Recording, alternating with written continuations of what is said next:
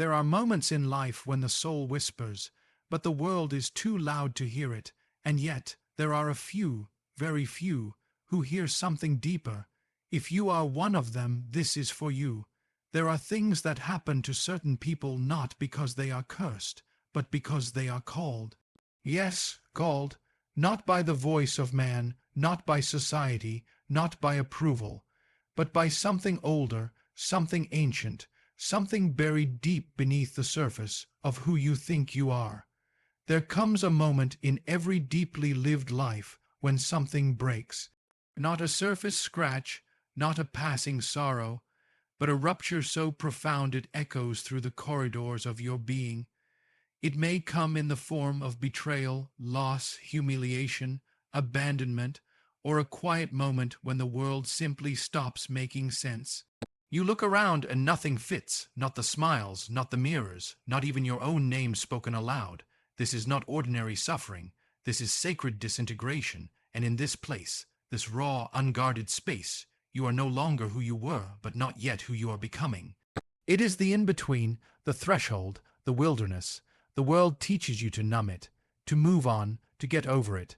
But your soul refuses, because it knows something the mind cannot grasp, that the wound itself is a doorway, a thin place between the seen and the unseen.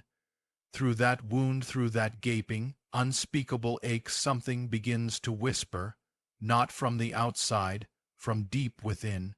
It does not speak in language. It speaks in symbols, in dreams, in the sudden memory of a song from childhood, in the quiet feeling that there is something more behind the veil. You start to see differently. Colors carry emotion. Silence feels holy. Pain becomes a teacher, not a tormentor. And what once felt like the end, the collapse, the fall, the loss begins to feel like an invitation. Because the wound, for all its agony, is the one place you can no longer pretend.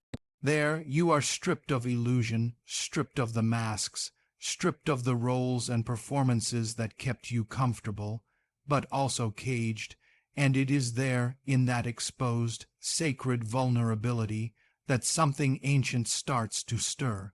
Something wild, something wise, something that has waited patiently for years for you to stop running long enough to feel the full weight of your soul.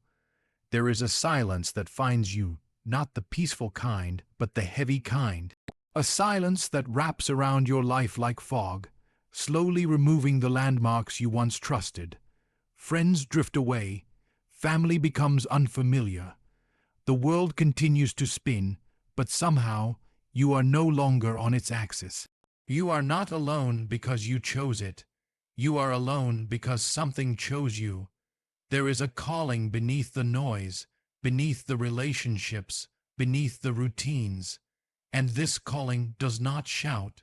It withdraws, it removes, it strips away everything that kept you externally connected so that you may begin to connect inwardly. You may start to wonder if something is wrong with you. Why is it harder to laugh at what others find funny? Why do the same conversations feel shallow? Why do crowds exhaust you, and small talk feel like an unbearable performance? It is not because you are broken.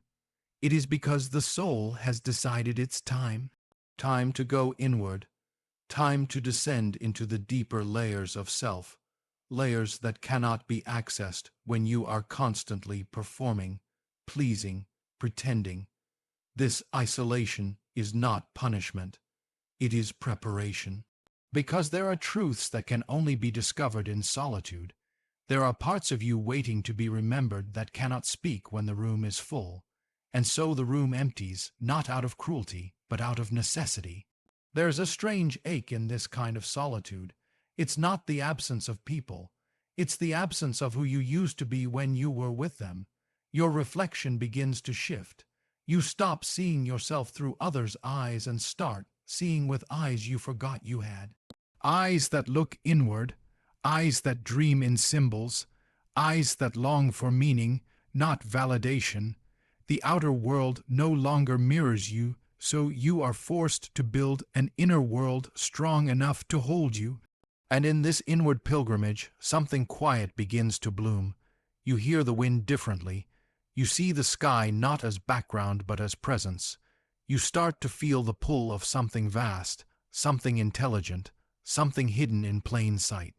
And though you feel alone, you are being watched, not by people, but by something older than time, by the self that waits patiently beneath every mask you've worn, by the archetypes and images that pulse in your dreams, by the soul that called you into this isolation, not to punish you, but to prepare you. You've always felt a little too much, haven't you? Too sensitive, too tender, too aware. You walk into a room and feel the temperature of emotion before a word is spoken. You hear what people don't say, louder than what they do. A single glance, a shift in tone, the way someone avoids their own truth. You feel it all like weather under your skin. The world calls it weakness. But what if it is vision? What if your sensitivity is not a flaw, but a faculty, a deep perception not of the surface, but of the essence? This sensitivity is not simply emotional. It is existential. It is the soul's nervous system, an antenna tuned not just to the visible world, but to the invisible, to beauty, to suffering, to symbols, to the silent grief hidden behind someone's smile, to the ache of a tree shedding its last autumn leaf, to the soft urgency of time passing in the eyes of a stranger. You feel everything, and you wonder why. Why a piece of music leaves you undone. Why a single phrase in a book feels like it was written only for you. Why the sight of an old couple holding hands can move you to tears. Why silence sometimes speaks louder than sermons. You try to toughen up, but your softness won't leave you. You try to explain yourself, but words shrink what you carry. So you begin to hide it. You tuck your sensitivity beneath armor. You smile when you're confused. You laugh when you're hurting. You nod when your intuition is screaming. But sensitivity does not go silent. It waits. It waits for the day you will no longer betray your own depth just to fit into shallow places. It waits for the moment you realize this is not too much, this is your gift. Because only a sensitive soul can hear the quiet cries of the world. Only a sensitive soul can hold space for what others run from. Only a sensitive soul can feel the rhythm of something sacred moving through the chaos. It is not the hardened who heal the world. It is the ones who feel. The ones who break open. The ones who let the world touch them, wound them, change them. And in this strange, quiet pain of sensing what others dismiss, something beautiful begins to grow. Not in defiance, but in devotion. Not in noise, but in nuance. Not in strength as the world defines it, but in strength as the soul understands it. There is a dream inside you, not a fantasy, not a wish, a calling, a knowing, a living blueprint woven into the architecture of your soul.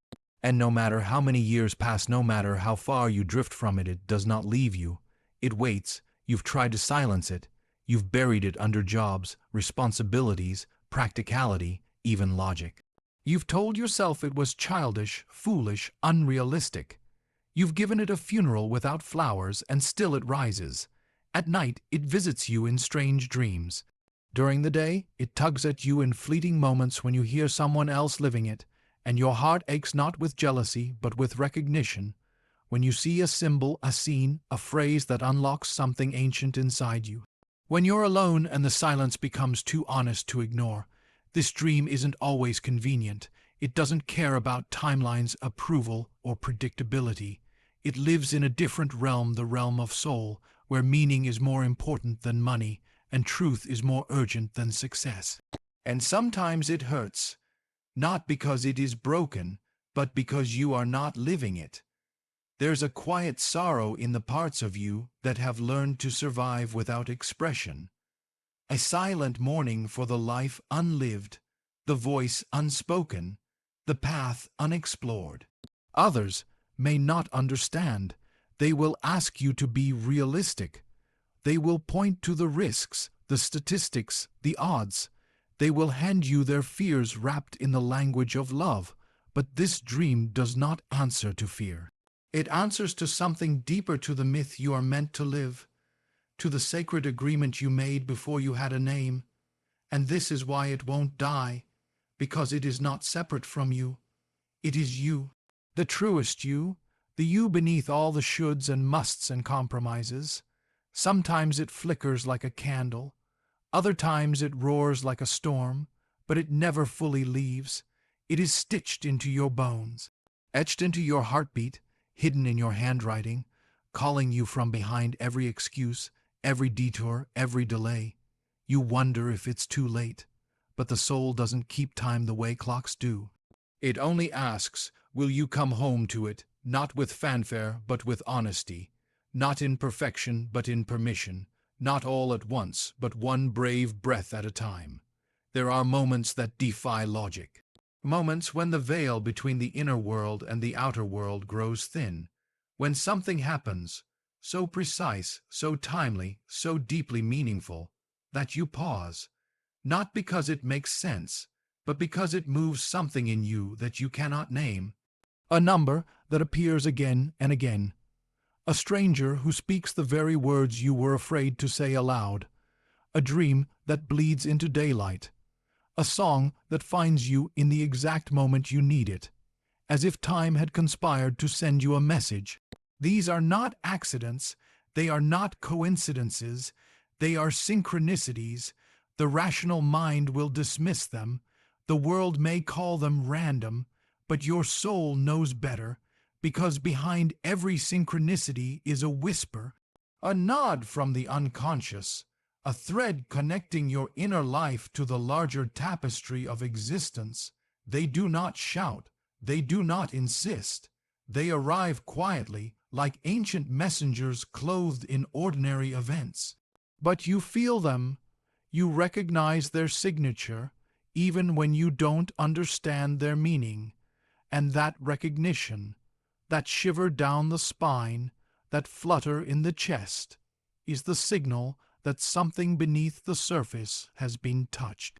You begin to notice them more, the more you listen, the more they appear, and soon the world itself begins to change, not because it is different, but because you are seeing it with different eyes, eyes that read the symbolic, eyes that trust the subtle, eyes that understand that meaning is not invented, it is discovered. Symbols begin to find you, not in books, but in life. A feather at your feet, a bird circling above at the exact moment you think of letting go. A mirror that cracks the day you realize you're not who you used to be. And these signs are not about superstition. They are about alignment. They are about the hidden order beneath the chaos, the sacred structure beneath apparent randomness. They are evidence that your inner world is not separate from the world around you, but deeply entangled with it, like roots beneath the forest floor, invisible but in constant communion. Your dreams grow louder. You begin to speak in images, not explanations. The language of the soul symbolic, circular, layered emerges, not with certainty, but with resonance. You start to ask different questions, not "what should I do?" but "what is life showing me?" And the answers never arrive in the way you expect. They arrive through symbols, through moments that feel strangely familiar, through encounters that awaken forgotten parts of you, through a silence that feels full instead of empty, through a pattern that repeats until you finally say, "I see you." And you do. You see the way everything is stitched with purpose. You see the invisible hand behind the ordinary day. You see the universe not as indifferent, but as deeply involved with your unfolding.